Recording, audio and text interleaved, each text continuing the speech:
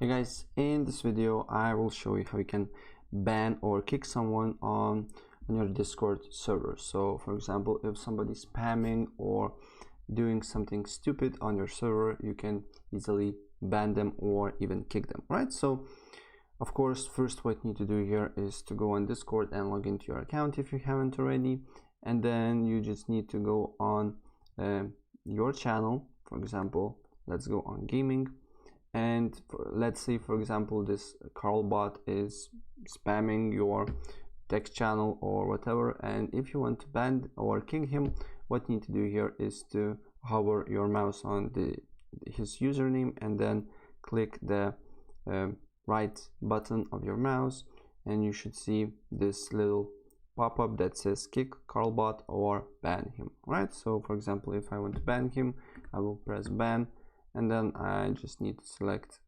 for how long I can ban him, for example 7 days, and also I can put the reason and just ban him, right? So that's pretty much it what I wanted to show you, and if I help you out, please press like button and subscribe for more. Take care.